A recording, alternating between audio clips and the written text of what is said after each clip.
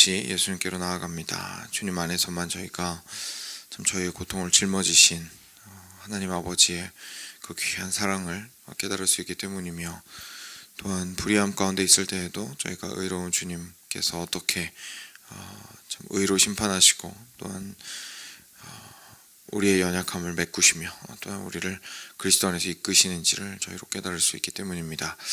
하나님, 저희가 그렇지만 그리스도가 보이지 않을 때가 많이 있습니다. 분주함으로 보이지 않고, 죄악됨으로 보이지 않고, 습관적으로 살아가기에 보이지 않고, 또한 그리스도가 어떠한 분이신지 잘 몰라서 보이지 않을 때도 참 많이 있습니다. 하나님, 도와주셔서 오늘의 말씀과 계속해서 말씀을 묵상하고, 그리고 주님 앞에 주님을 알아가는 그 모든 시간들과 과정들을 통하여서 그리스도를 더 깊이 있게 알 뿐만 아니라 절대로 잊지 아니하도록 하여 주시고, 주를 바라보고 그리스도와 함께 동행하는 삶을 살아갈 수 있도록 붙들어 주시기를 간절히 간구드립니다.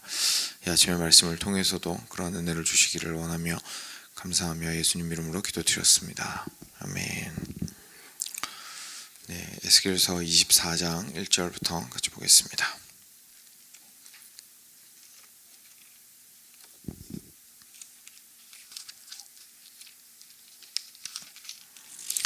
네, 1절부터 14절까지 말씀입니다.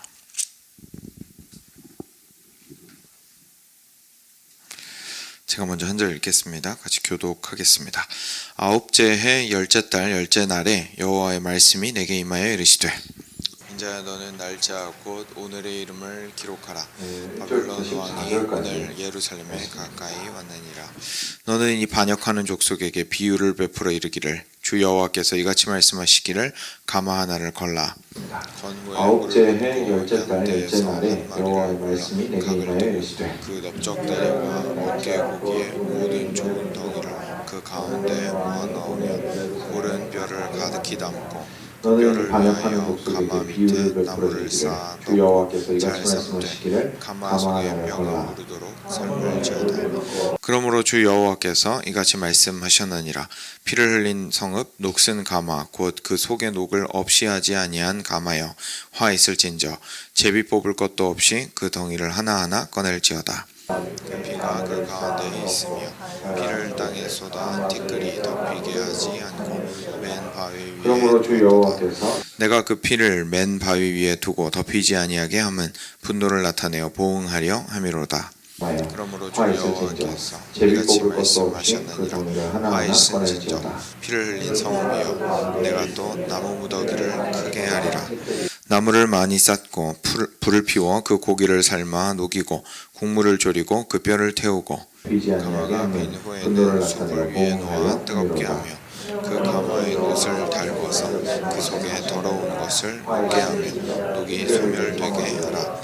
이 성읍이 수고함으로 스스로 피곤하나 많은 녹이 그 속에서 벗겨지지 아니하며 불에서도 없어지지 아니하는도다. 너의 더러운 것들 중에 나니 그 하나이니라. 내가 너를 깨끗하게 하나 내가 깨끗하여지지 아니하니, 내가 내게 향한 분노를 풀기 전에는 내 더러움이 다시 깨끗하여지지 아니하리라. 나 여호와가 말하였은즉 그 일이 이루어질지라. 내가 돌이키지도 아니하고 아끼지도 아니하며 뉘우치지도 아니하고 행하리니, 그들이 내 모든 행위대로 너를 재판하리라. 주 여호와의 말씀이니라. 아멘. 네, 여기까지 보겠습니다. 드디어 이제 그동안은 계속 예언을 해오시다가요, 드디어 그날이 왔습니다. 아홉째 해 열째 달 열째 날, 저희가 지금 사용하고 있는 그 달력으로는 BC 588년인데요 1월 15일쯤이었습니다. 그때 바벨론이 드디어 이제 예루살렘으로 세 번째 쳐들어와서 완전히 멸망시키게 되는 날이 됩니다. 그래서 하나님께서 에스겔에게 나타나셔서 너는 오늘 날짜를 기록하라 라고 말씀을 하시죠. 그래서 바벨론 왕이 예루살렘에 가까이 온 날을 기록하라고 말씀하십니다. 그러면서 이제 왜 이렇게 바벨론이 또 와서 완전히 나라를 이렇게 멸망시키고자 하는지에 대해서 설명을 하시죠. 비유로 얘기를 하십니다.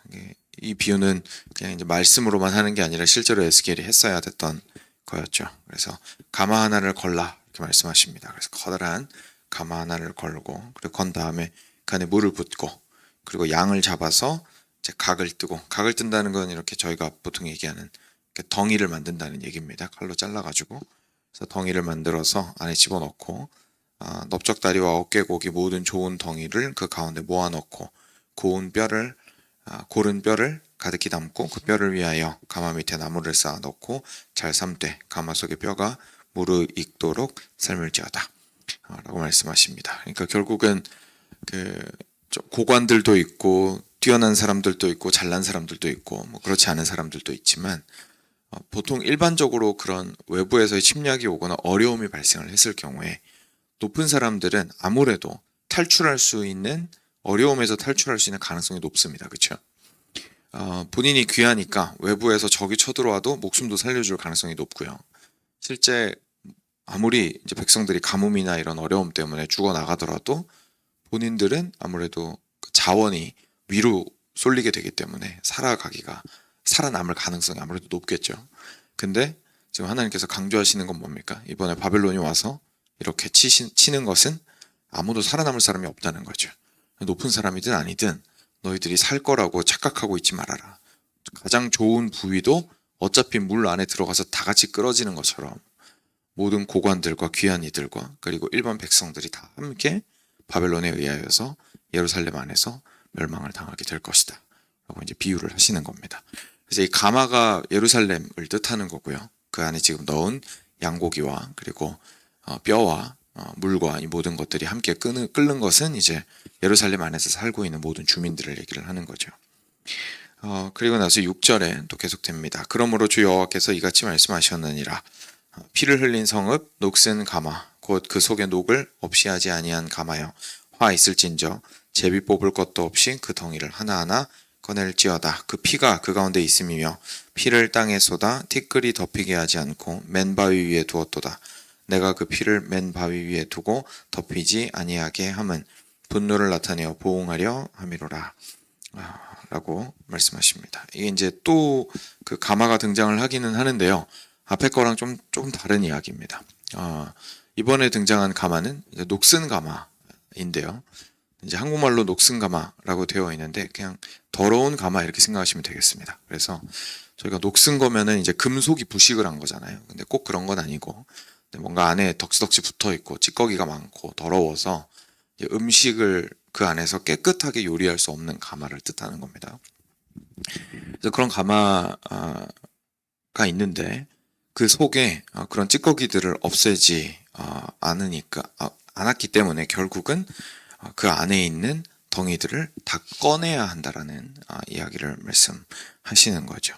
그 가운데 피가 있는데 피를 땅에 쏟아 티끌이 덮이게 하지 않고 맨 바위 위에 두었도다. 내가 그 피를 맨 바위 위에 두고 덮이지 아니하게 함은 분노를 나타내어 보응하려 함이로라 라고 말씀하시는데요.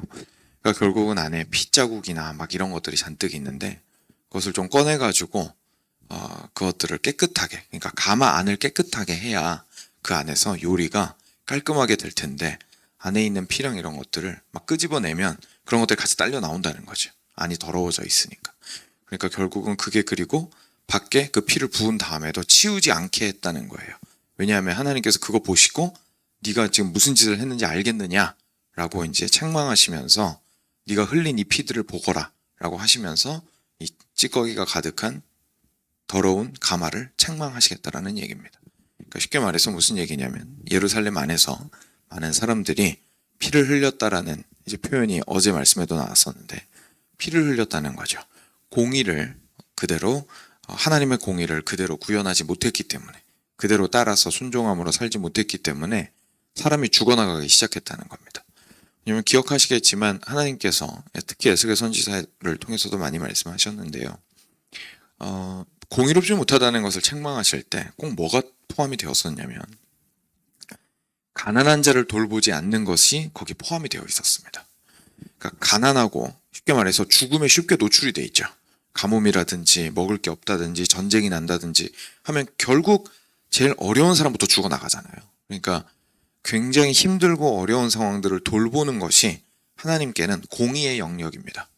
그래서 그것을 부자들이나 높은 사람들이 행하지 않은 것에 대해서 하나님께서는 굉장히 크게 생각하셨고 너희가 공의롭게 살지 않았기 때문이다라고 책망하신 부분이 나오죠. 그게 이제 계속해서 지금까지 이어지는 겁니다. 그럼 결국 결론적으로 본인들은 목숨을 건졌을 수 있지만, 그래서 안도의 한숨을 쉬고 있을 수는 있겠지만, 부자들이 아니면 높은 사람들이 결국은 자기들의 불의함으로 돕지 않아서 가난한 사람들과 위험에 쉽게 노출된 사람들은 실제로 많이 죽었거든요. 그러니까 그들의 피가 이제 흘려졌으면 흘려졌을수록 결국은 높은 사람들과 자기의 생명을 부지한 사람들이 공의롭지 못하다는 것이 드러난 것이죠. 그러니까 하나님께서 그것을 그냥 두지 않으시겠다라는 얘기입니다. 그래서 그렇게 피가 있고 여전히 부끄러운 모습을 보였던 것들이 이제 증거들이 있는데, 그것들을 가지고 너희를 향해서 진노하시겠다라고 얘기하시는 거고요. 그리고 지금 바벨론이 온 날 이 얘기를 하시는 건 결국 바벨론을 통해서 그 진노를 베푸시겠다는 것을 의미하겠죠. 9절부터도 이제 또 비슷한 얘기가 나오지만 조금 다른 비유가 하나 더 나옵니다. 그러므로 주 여호와께서 이같이 말씀하셨느니라. 화 있을진저 피를 흘린 성읍이여, 내가 또 나무 무더기를 크게 하리라. 나무를 많이 쌓고 불을 피워 그 고기를 삶아 녹이고 국물을 졸이고 그 뼈를 태우고 가마가 빈 후에는 숯불 위에 놓아 뜨겁게 하며 그 가마에 놋을 달궈서 그 속에 더러운 것을 녹게 하며 녹이 소멸되게 하리라. 이 성읍이 수고함으로 스스로 피곤하나 많은 녹이 그 속에서 벗겨지지 아니하며 불에서도 없어지지 아니하는도다. 너의 더러운 것들 중에 음란이 그 하나이니라. 내가 너를 깨끗하게 하나 내가 깨끗하여지지 아니하니 내가 내게 향한 분노를 풀기 전에는 내 더러움이 다시 깨끗하여지지 아니하리라. 나 여호와가 말하였은즉 이 일이 이루어지리라 라고 얘기하십니다. 그 뭐냐면 바벨론이요, 지금 세 번째 쳐들어온 거거든요. 마지막 부분에 내가 불로 열심히 너희들을 때우고 달구고 했는데도 녹이 안 떨어지더라. 하나님이 그렇게 말씀하시잖아요. 그러니까 쉽게 말해서 앞에 두 번을 통해서, 그리고 심지어 그 이전에도 많았죠. 앞에 두 번의 바벨론, 제일 최근에는 앞에 두 번의 바벨론의 침공을 통해서 혼쭐이 났는데도 불구하고 여전히 행동하는 게 변하지 않는구나, 똑같구나. 그래서 내가 세 번째 바벨론을 불러서 완전히 멸할 수밖에 없다라는 이야기를 지금 하고 있으신 겁니다. 그리고 하나님께서 그렇게 하여야만 그 안에서 실제로 깨끗하여지겠다. 그 녹이, 그 찌꺼기가, 그 더러운 것이 실제로 다 떨어져 나가겠다라고 얘기를 하시는 거죠. 그래서 놋을 달궈서 다 그 안에 있는 것들이 녹아 없어질 때까지 하나님은 포기하지 않으시고 끝까지 그렇게 하시겠다라는 말씀을 하시는 겁니다. 여기까지가 이제 오늘 말씀입니다. 사랑하는 여러분, 저희가 오늘 말씀을 통해서도 역시나 하나님께서 우리의 삶을 향해서 하시는 말씀들을 좀 듣게 됩니다. 먼저 첫 번째로 저희 생각하게 되는 거는요, 이 공의로움에 대한 문제입니다. 저희가 공의로움에 대해서 생각을 할 때에 보통 그 공의로움을 이제 일반적으로 생각을 잘 못하는 경우들이 가장 많은 것 같고요. 그 생각을 하더라도 하나님께서 말씀하시는 공의의 측면에서 생각을 잘 못할 때가 많은 것 같습니다. 그 공의를 잘 생각하지 못하는 것은, 결국 공의라는 것은 결국 나랑 크게 상관이 있다기보다는 너무 큰 얘기인 것 같아서, 그죠? 너무 큰 얘기인 것 같고, 그리고 그건 뭐 나라 일을 담당하는 사람들이나 입법기관이나 국회의원들이나 뭐 이런 사람들이 좀 관심을 가지고 우리 서민들의 삶을 공의롭게 다스릴 수 있기 위해서 이렇게 해야 되는 부분이다라는 생각이 있을 수도 있겠죠. 그런데 공의라는 것은 결국은 뭐냐면은 옳고 그름의 기준이 하나의 시스템으로서 정착이 된 거라고 생각을 해볼 수 있을 것 같습니다. 그렇죠? 그러니까 결국 가장 중요한 건 옳고 그름의 기준이 얼마나 정당하고 의롭게 잘 세워져 있느냐, 이런 문제가 될 텐데, 근데 하나님께서 이 공의에 대해서 질문하시는 거 보면요, 이 공의를 굉장히 시스템적인 측면보다는 어떤 측면으로 지금 가져와서 얘기하십니까? 개인적인 측면으로 와서 매 사람한테, 하나님의 백성 한 명 한 명한테 너는 공의로워야 한다라고 말씀하고 있으신 겁니다. 그러니까 이 시스템을 지키는 사람들만 공의롭고 그 안에서 살아가는 나는 그 시스템을 잘 피하면 상관이 없고 막 이런 게 아니고, 한 명 한 명에게 하나님께서 너희들은 하나님의 백성이니 공의로운 하나님의 자녀답게 공의롭게 살거라, 쉽게 말해서 선하고 의롭게 살거라라고 얘기를 하고 있으시다는 것을 저희가 보게 되는 부분입니다. 근데 오늘 말씀 통해서 사실 이전에도 계속 나오긴 했지만요. 오늘 말씀 통해서 다시 한 번 더 한 단계 더 좀 깊이 들어가게 되는 것은 근데 그렇게 하는 삶, 그러니까 공의롭게 살아가는 삶이 뭐에 영향을 미치냐는 겁니다. 실제 공의롭게 왜 살아야 되냐는 거죠. 하나님께서 이렇게 우리가 공의롭게 살면 우리가 하나님 뜻대로 살았으니까 하나님의 복 주십니다. 굉장히 단순한 생각으로는 이런 식으로 생각을 할 수 있겠지만 하나님께서 책망하시는 거 보니까 하나님의 눈이 어디에 있는지를 우리가 알게 되는 겁니다. 공의롭게 살았을 때 생명이 보장됩니다. 생명이 보장됩니다. 하나님께서 공의의 하나님이시기 때문에 우리의 생명이 보존되는 거였습니다. 에덴 동산을 생각을 해보시면 그 안에 있는 모든 생명체, 아담과 하와는 당연히 포함해서요. 아름답고 풍성하고 행복하게 살 수 있었던 이유가 뭐냐면 하나님께서 하나님다움을 마음껏 펼치실 수 있었기 때문입니다. 근데 하나님께서 하나님다움을 마음껏 펼치시려면 뭐가 보장이 되어야 하냐면 모든 것들이 하나님의 뜻대로 이루어지고 있어야 합니다. 그죠? 하나님의 뜻대로 이루어지고 있어야 하나님의 아름다움이 드러나겠죠. 근데 하나님께서는 놀랍게도 사람한테 자유의지를 주셨어요. 그러니까 그 자유의지를 가지고 하나님의 의를 지켜야 할 책임이 우리 인간에게는 있는 거죠. 하나님이 다른 동물들이나 식물들한테는 법을 따로 주시지 않았잖아요. 왜냐하면 내버려 두어도 그냥 알아서 살거든요. 근데 사람은 선택을 하게 만드신 거예요. 그래서 사람에게 의롭게 살도록 법을 부여하셨습니다. 네가 이 법을 따라서 살아야 내 뜻이 이 땅 가운데서 온전히 이루어질 수 있으리라. 너랑 나는 너의 뒤에서 모든 것들을 붙들고 있기는 하지만 너와 함께하기를 원하니 네가 나의 의를 지키는 자가 되라 라고 하면서 이 땅 가운데 아담과 하와를 두셨죠. 그게 사실은 제가 그때 애게 그거 하나라고 표현을 했었는데 선과 악을 알게 하는 나무의 열매를 맺는 나무의 열매를 먹지 않는 거, 그죠? 겨우 그 하나의 법이기는 했지만 그게 너무 중요한 법이었던 겁니다. 결국은 하나님의 기준을 따라서 내가 살겠습니다라는 것을 뜻하는 거였거든요. 그러니까 그 법이 지켜지는 한 하나님께서는 인간을 통하여서 그리고 당신께서 직접 모든 영역에서 공의를 통하여 모두가 행복한 삶을, 생명이 풍성한 삶을 살도록 약속하셨습니다. 근데 그 의가 깨어지는 순간 뭐가 들어왔습니까? 죽음이 들어왔습니다. 사망이 들어왔습니다. 그러니까 오늘 하나님께서 말씀하시는 게 뭐냐면 실제로 그 선과 악을 알게 하는 나무의 열매를 먹지 않고 지켜야 하는 책임이 아무래도 좀 더 큰 사람들이 있습니다. 그렇죠? 왜냐하면 리더의 위치에 있거나 입법하는 위치에 있거나 하면 어쩔 수 없이 그 사람들이 더 대단해서가 아니라 그 자리가 아무래도 의를 지켜야 하는데 더 가까운 자리이기 때문에 아무래도 좀 더 중요한 책임을 가지고 있는 사람들이 있습니다. 근데 이 사람들이 의를 지키지 않으면 결국은 무슨 일이 발생하냐면 의로워야 살아갈 수 있는 힘없는 사람들이 목숨을 부지할 수가 있는 겁니다. 의로워야. 여기가 의롭지 않으면 사람이 죽어나가는 거죠. 그죠?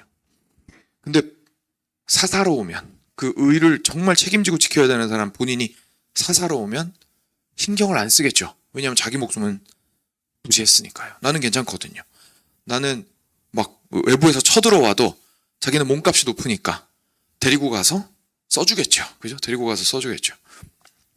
저희가 이건 안 좋다는 얘기는 아닙니다만 북한에서 이제 내려오는 사람들이 굉장히 많은데 높은 고위 관료층이 내려오면 저희가 그냥 내버려 두지 않습니다. 그렇죠? 분명히 같이 우리 정부 안에서 일할 수 있도록 자리를 준다든지 해서 써먹으려고 하죠. 그거 마찬가지인 겁니다. 그러니까 고관으로 있으면 자기는 안심하는 거죠.